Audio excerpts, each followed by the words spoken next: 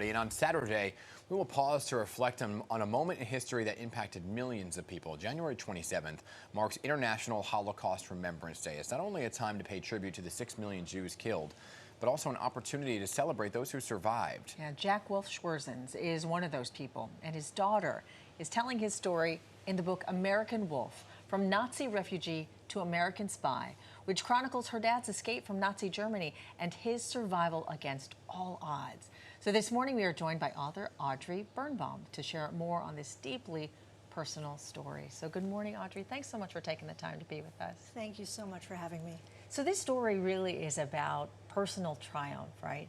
And you didn't find out a lot of information until after your dad passed away. Is that what inspired you to write the book? That's true. I mean, my sister and I had grown up with stories about how he had escaped as a child on, one of the last trains out of Germany, and really with the last boat that had left the continental Europe.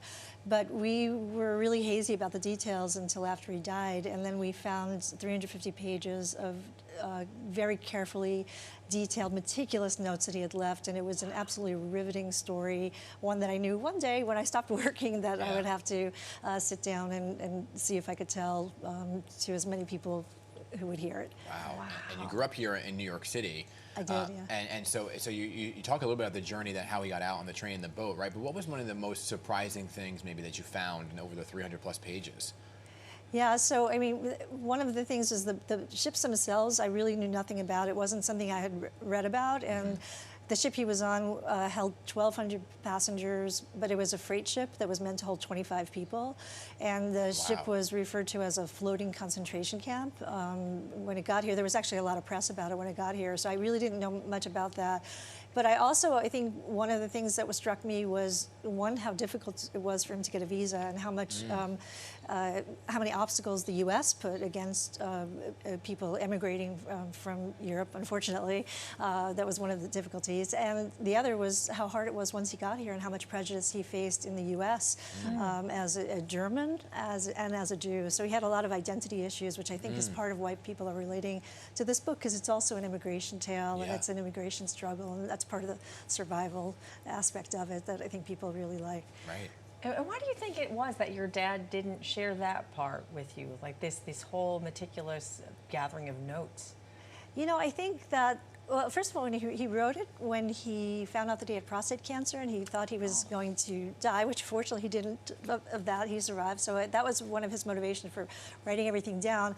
But I think also the actual survival and getting out of Germany was this big momentous thing that I always feel like it's when people survive like a bear attack, and they say it becomes like this great adventure. So the sad part somehow doesn't come through as much, and it's more like we made it out. And so a lot of the tragedy they faced once he got here kind of got buried underneath the surface, and it came out in his writing, and in a way I got to know him much better afterwards. So I'm getting a lot of really great feedback about the book, and I'm excited to say that yesterday I found out that the book was a finalist for the National Jewish Book Awards. So I'm really delighted. So people seem to be really enjoying it, and it's getting really good reviews. What a wonderful tribute to say. So somewhere I think he's smiling. I'm hoping. So I'm sure. Yeah. And talk about the discovery of those papers, right? I'm always fascinated by this because our parents often keep secrets, but and then you find them after they pass away. You go into the attic or wherever it may be, and you find something by surprise. Did you know that existed, or you kind of just stumbled up? Like, talk about how you actually found it. So it was. So he had written it maybe 15 years earlier, when right after he had retired from work, he sat down and for months he typed and typed and typed, and he gave it to all of us, and we looked at it and we said, "This is boring," and we put it. So because it started with like all of our relatives. These are all of your relatives, and this is your cousins and your aunts, and all of whom, most of whom died in the camps.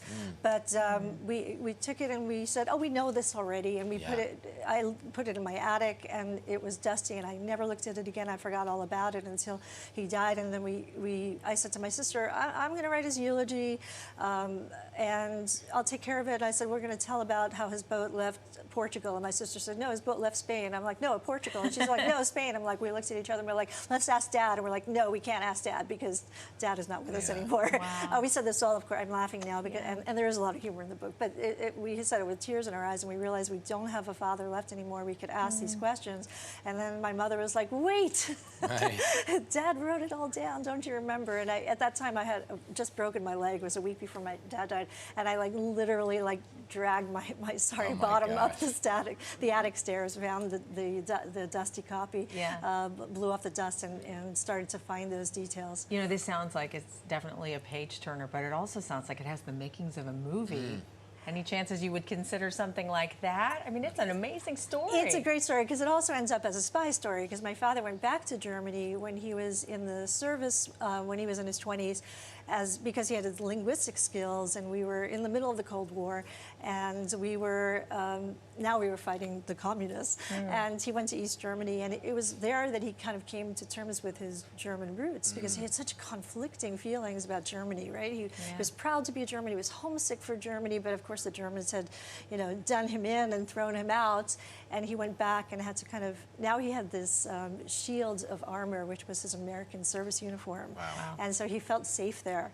So it was a nice conclusion to his story. Amazing. And yes, the movie, Yeah.